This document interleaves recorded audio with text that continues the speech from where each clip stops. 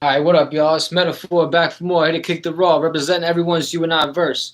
Yeah, we're gonna do a video on Capricorn Ascendant, rising, the first house. So Capricorn is the blueprint, and it's a cardinal Earth sign. So the blueprint is always being created. So it's like whenever you walking into a business and you talking with the architect, you generally talking with the Capricorn aspect of what they're gonna be doing.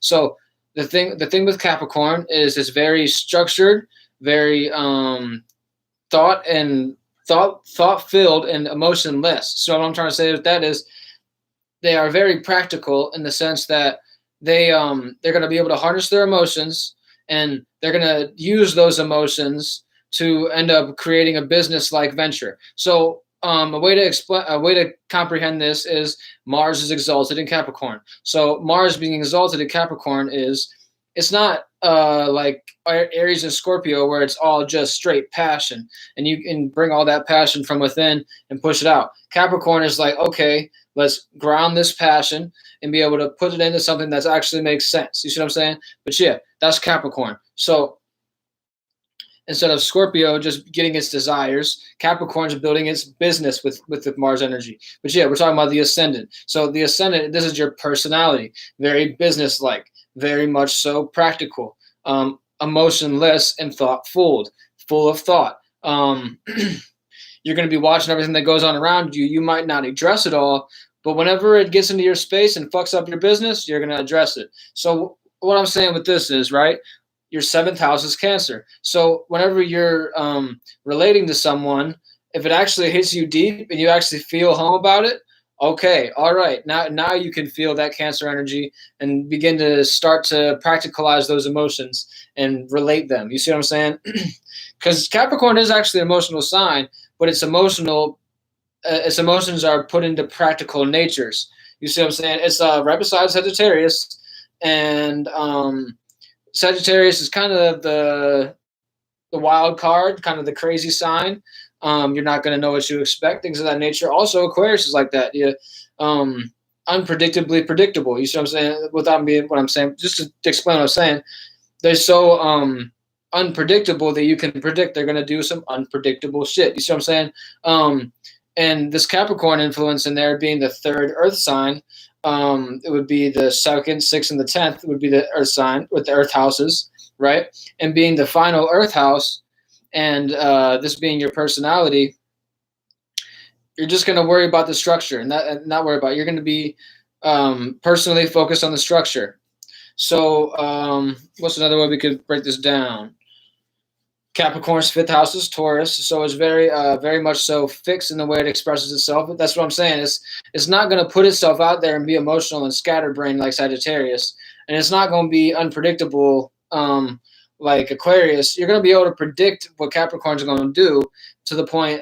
You're not. I mean, you're going to be able to predict what Capricorn's going to do, which is make something a business venture and putting it into practical terms, so that way we can create value out of it. So Taurus represents value. Your fifth house is value and expression. You see what I'm saying?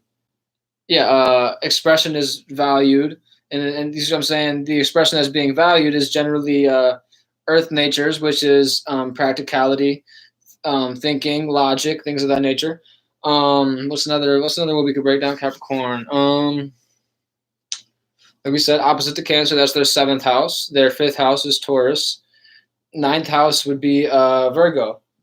So with their mutable ways of gaining knowledge and wisdom, it's like this. You can't tell Virgo shit because they believe they're always correct. And you kind of can't tell Capricorn shit, but you're not going to know that you can't tell Capricorn shit because Capricorn not going to reveal that like Virgo is. Virgo is a bit more communicative due to that Mercury nature. And you see what I'm saying? If your first house was Virgo, then it's Mercury ruled ascendant. With your Capricorn first house, it's Saturn ruled.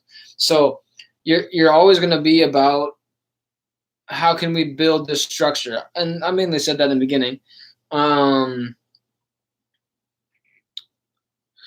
You're okay, yeah, all right. That's another way to put it. So since your ninth house of wisdom and knowledge and experience is in the detailed nature, you're gonna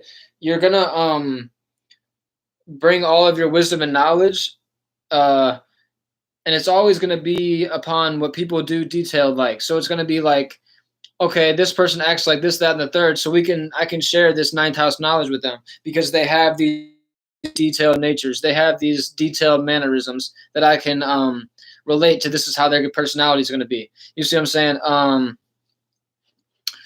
Let's see. I mean, yeah, Capricorn's second house is with the Capricorn ascendant, its second house is Aquarius. So it's going to value that communication in a fixed nature. So that whenever you're speaking about values and it's going to be fixed in the communication, so you're going to really value communication about values. You see what I'm saying? Things that are in your, like, people, places, and things in your life. You see what I'm saying? Most of the time it's people, but it could be things that you value as well. Like maybe you need this mechanism to get your business going. And for example, maybe you are a Capricorn ascendant and you're trying to get on YouTube and you value this communication that has to do with important information. This right here that we're doing right here is lightweight second house Aquarius. Yeah. Valuing the communication in a fixed nature. So it's like that air that's going to be in the jar, you know what I mean? That's inside the jar and locked in. That's Aquarius. So whenever you in this locked in nature with someone and they actually have the same values as you, this is very beneficial for Capricorn.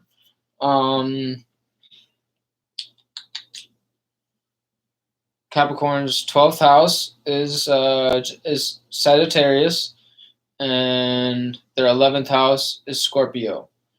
Yeah, okay. So think about it this way: they associate very in this deep nature, and you may or may not know that they are actually this deep with this associated nature.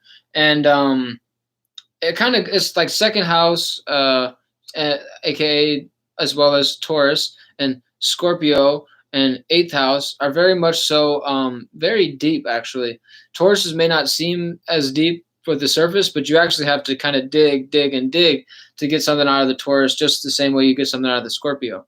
And what I'm saying with this is, with the 11th house in Scorpio, you're going to be in the deep and dark with your association. So it's going to have this conversation about why is this person this, that, and the third. It's like their ninth house is Virgo, and yes, it's okay. So you have Capricorn first house, Taurus fifth house, Virgo ninth house, right? So that means so so 10th house would be Libra, and 11th house is Scorpio. Yeah, okay. Just want to make sure I'm on the right page. But yeah, getting to explain what I'm saying a little bit with the 10th house in Libra, your career and your status is this Saturn nature. Libra exalted.